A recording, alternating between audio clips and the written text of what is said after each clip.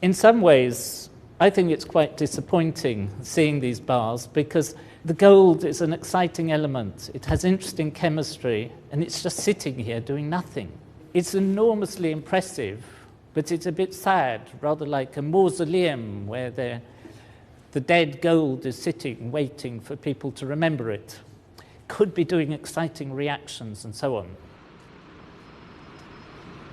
We're in the vault, the bullion vault of the Bank of England.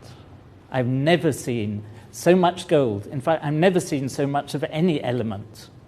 So we're standing here, and each shelf here has got a ton of gold, which is worth £35 million at today's price. Tomorrow it might be worth even more. It's very secure. We've been through a whole series of security checks. No money is allowed here to make sure we don't take anything out. And so we're both really excited to be here. So the camera may be shaking with Brady's excitement. I've never seen large lumps of gold, and to see it all round is extraordinary. One's first reaction is that it can't possibly be real, because normally you don't see such things. Looks like chocolates in the duty-free at the airport or something like that. But these really are solid gold bars, and it's quite extraordinary. There isn't any smell because metals don't smell, and it's very quiet because of the thick walls and to keep it secure. The weather's been very cold recently, and I was ready to be shivering, but it's nice and warm. But I suppose gold colour also gives you a feeling of warmth, so it may be partly psychological. The reason why the bank has got this store is because not only the Bank of England, but other central banks like to keep some of their money reserves in gold, because the price of gold is very stable, or the value of gold, compared to the value of currencies, which can go up and down. And so every country has a certain proportion of its reserves in gold.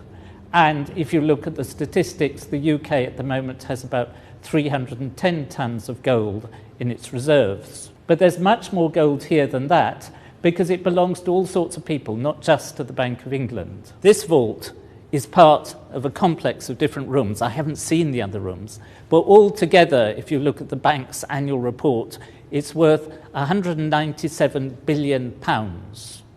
That is £197,000 million. And that's quite a serious sum of money. People buy and sell the gold, and each block of gold has its own number, like your car has a registration number. And when people buy and trade the gold, they don't actually take the bar home, but just that number is transferred from the seller's account to the buyer's account. And the gold just sits here quietly. Apparently the oldest bar of gold here has been here since 1916. That's the First World War, nearly 100 years ago. But the beauty of gold as a chemical element is that it's very unreactive. So it looks just the same now as it did in 1916. It hasn't tarnished, it hasn't got oxide layers on the surface, it hasn't started creeping, changing its shape and so on.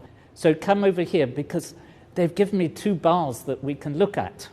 So we've got two different bars of gold, which are both the so-called London Good Delivery bars, which means that their weight is in a certain limit range.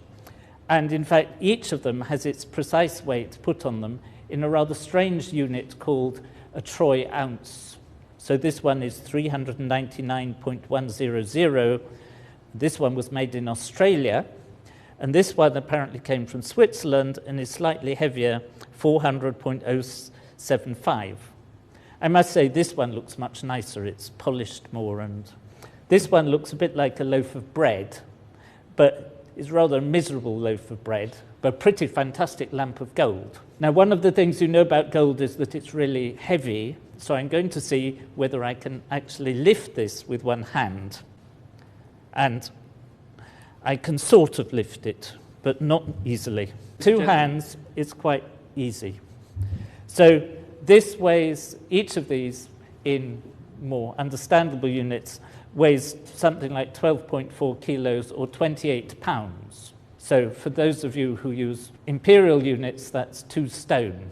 Each of these is worth about £435,000. You could buy 2 quite nice houses for a block like this, or for a whole shelf of these, which contains a ton, you could buy 137 of the upmarket Rolls-Royce cars. So take your choice. These blocks are a bit like bricks, and if you took all the gold that had ever been mined and put them together like a construction kit to make a big block, you would end up with a block that was 20 meters cubed. That's 60 feet on each side, which would easily fit, for example, under the legs of the Eiffel Tower.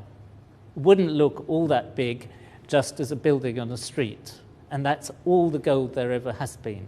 I did a little calculation on the way here that I weigh about the same as 6 of these bars of gold, which means that if I were worth my weight in gold, I'd be worth a bit over £2.5 million. I was a bit disappointed, thought I might be worth more.